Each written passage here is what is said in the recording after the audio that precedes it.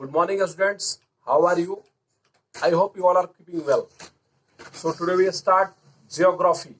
हाँ, geography start कर रहे हैं हम लोग. Geography का कौन सा chapter? Agriculture. Agriculture means कृषि.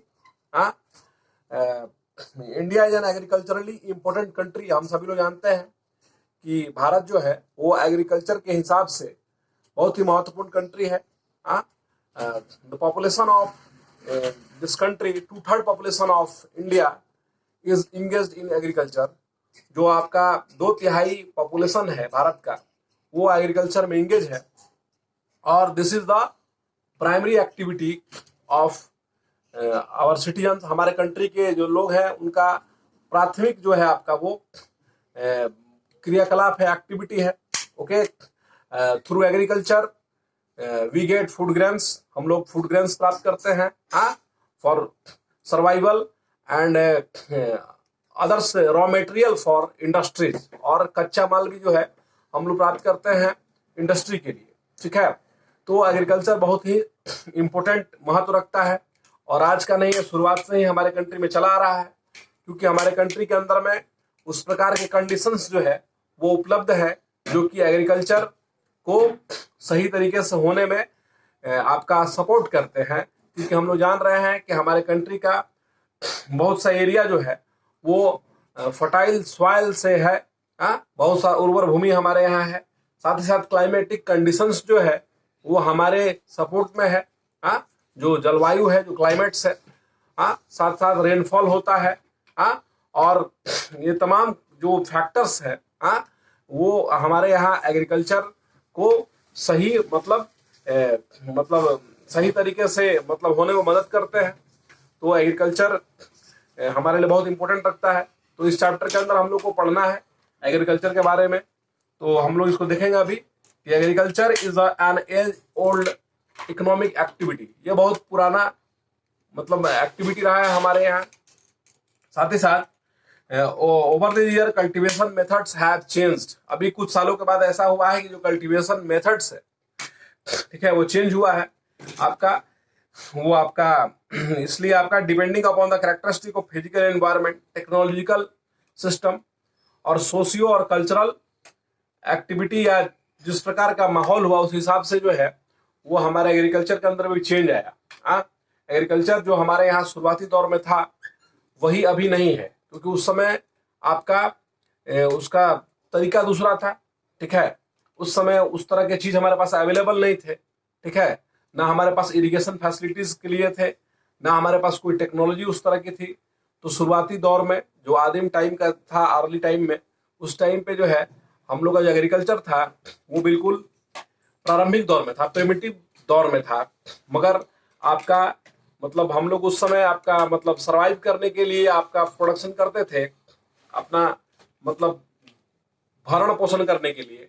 मगर ये भरण पोषण से लेकर अभी तक का जो दौर चला आया कि हम लोग आपका इस एग्रीकल्चर का जो प्रोडक्शन है उसका हम लोग कमर्शियलाइजेशन उसका हो गया है. ठीक है, हम लोग वाणिज्य व्यापार के लिए प्रोडक्शन करते हैं. तो ये एक बहुत बड़ा चेंज अगर हुआ है, इसके पीछे कुछ फैक्टर्स भी आपके जिम्मेवार हैं. बहुत से इसके रीजंस हैं. ठीक है, हालांकि हम लोग अभी रीजंस में नहीं जाना है.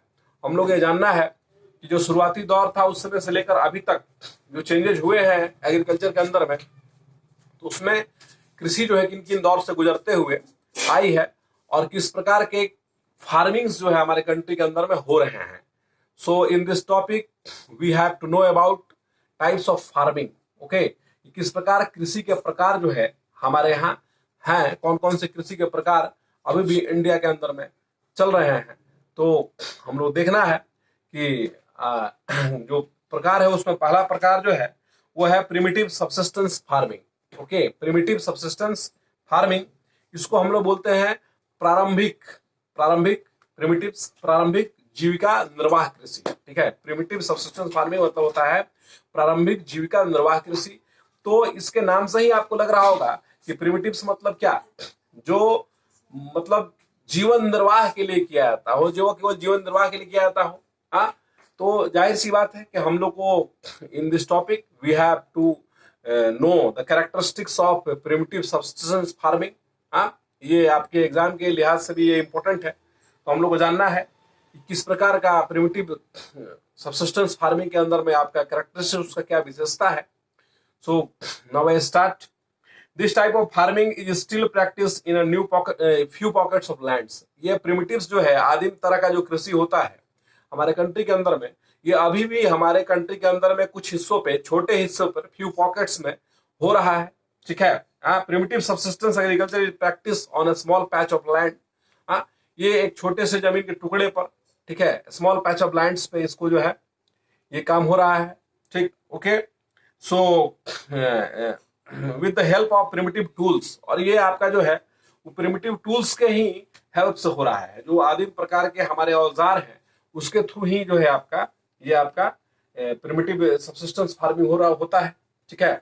अब जिसमें कुदाल हो गया, हौ दिया है, डौ दिया है, मतलब ये सब आपका लकड़ी का हल या आपका लोहे का जो खंती होता है वो, या कुदाल, उसके माध्यम से ही लोग खेत जो है वो मतलब उसको कोड़ते हैं, जोतते हैं, कोड़ते हैं मतलब, ठीक है, कोड़ते हैं, जोतते हैं और जोत करके फसल लगाते हैं। मतलब बिल्कुल ये आदिम जो है, मतलब पुराना जो सिस्टम है, ठीक है, जो इस टेक्नोलॉजी के आने का पहले जो यूज होता था, हमारे पूर्वज करते थे, वही चीज अभी भी भारत के कुछ ऐसे हिस्से हैं, कुछ ऐसे ट्राइबल्स हिस्से हैं जिसमें आपका इसका प्रयोग होता है। और साथ ही साथ अगर बात किया जाए तो ये कौन करता है, तो इस पे आपका फैमिली एंड कम्युनिटी लेवल, इसमें आपका एक किसी परिवार के द्वारा ही होता है। इसके लिए कोई लेबर हायर नहीं किया जाता है, क्योंकि ये आपका अपने खुद के फीडिंग के लिए हो रहा है, तो इसके लिए उस बड़े पैमाने पर तो होगा नहीं। ठीक है। तो एक परिवार के सदस्य मिलकर के आपका हल कुदाल लेके गए और कोड़ दिए और उसको जोत दिए और जोत करके आपका फसल लगा दी। एक समुदाय के अंदर एक परिवार के द्वारा ही आपका ये जो है कृषि जो है वो संपन्न किया जाता है, इस टाइप के एग्रीकल्चर संपन्न किया जाता है, फार्मिंग संपन्न किया जाता है। दूसरा इसमें है कि this type of farming depends upon monsoon. और ये क्या है, जब आप देख रहे हैं कि उसको जोतने के लिए ट्रैक्टर नहीं है, उसको जोतने के लिए बैल नहीं है, ठीक है, तो आपका जो है उसको तो मानसून पे डिपेंड होना पड़ेगा अभी भी। ठीक है। तो उसके पास कहां से इरिगेशन फैसिलिटी जाएगी। वैसा इलाका है जहां पे कैनाल भी नहीं है। ठीक है। तो आपका अभी भी आपने एग्जाम्पल देखा, अभी जो अभी वायरल हुआ था अभी फेसबुक पे और तमाम सोशल मीडिया पे, दो लड़कियां जो है वो आपका हल जोत रही थी। ठीक है। तो कहीं ना कहीं वो तो मतलब मजबूरी के कारण ऐसा जोत रही थी। ठीक है। वो तो उसके पिता जो है वो हल पकड़े थे, उनके कंधे में बांध के वो खींच रही थी। तो आपने ये देखा ये चीज, तो आज भी हमारे कंट्री के अंदर में इस प्रकार का समस्या है। तो हालांकि ये बात जो मैं कर रहा हूँ वो आपका मतलब ये ट्राइबल्स जो है वो इस प्रकार की खेती करते हैं, जो अनुसूचित जनजाति के लोग हैं, ठीक है, जो आदिवासी समुदाय के लोग हैं। तो आपका ये दूसरा हो गया आपका कि डिपेंड्स ऑन मानसून। ये मानसून पे निर्भर करते हैं, बारिश होगी तो फसल अच्छी होगी, अदरवाइज फसल खराब होगी। ओके। और this type of farming depends on monsoon, natural fertility of the soil and sustainability of other environmental condition to the crops grown. अभी जो नेचुरल फर्टिलिटी है सॉइल की, वो और मानसून, ये जिम्मेवार होता है कि आपका जो है वो, ये लोग मतलब आपका कि फर्टिलाइजर्स का भी यूज नहीं करते हैं, इरिगेशन फैसिलिटी भी इनके पास नहीं है, इनके पास मतलब टेक्नोलॉजी नाम का कोई चीज नहीं है, बिल्कुल आदिम तरीके से, बिल्कुल जो हमारे पुराने पूर्वज खेती करते थे आज से, ठीक है, 200-500 साल पहले, जो बिल्कुल मानसून पे डिपेंड था, कोई फर्टिलाइजर्स नहीं था, कोई आपका चीज नहीं था, वो उस प्रकार का ये सबसिस्टेंस फार्मिंग है। ठीक है। आगे आप देखिए, इसे एक और नाम से जानते हैं, इसका एक और रूप है, it is a slash burn agriculture. इसे बोलते हैं स्लैश बर्न। स्लैश बर्न का मतलब बोलिएगा, तो स्लैश बर्न का मतलब होता है कर्तन एवं दहन। ठीक है। मतलब काटना और काट करके उसको जला देना। ठीक है। आप बोलिएगा स्लैश बर्न क्या है, तो कर्तन एवं दहन फार्मिंग का सिस्टम है।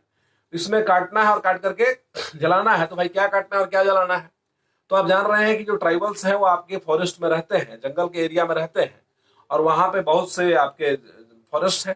तो एक तरह से जो भी पेड़ पौधे हैं उनको वो काटते हैं, काटने के बाद जो है आपका उनके अंदर आग लगा देते हैं, और आग लगाने के बाद जब वो पूरा जल करके भस्म हो जाता है और उस मिट्टी के साथ जब वो मिल जाता है, ठीक है, तब जो है उसको साफ करके वहां पे वो अपना कल्टीवेशन शुरू करते हैं, वहां एग्रीकल्चर शुरू करते हैं। तो इसी प्रक्रिया को स्लैश एंड बर्न मेथड्स जो है जाना जाता है, ठीक है। और वहां पे वो लोग खेती करते हैं, 2-5 साल वहां खेती किए, करने के बाद जैसे लगता है कि वहां का जो फर्टिलिटी है उस सॉइल का वो कम हो रहा है, तो फिर उस जगह को वैसे ही छोड़ देते हैं, और छोड़ने के बाद फिर वो दूसरे जगह मूव कर जाते हैं, और दूसरे जगह जाकर के भी वो इसी मेथड्स को यूज करते हैं, और वहां भी आपका स्लैश एंड बर्न करते हैं, और फिर वहां पे खेती करते हैं।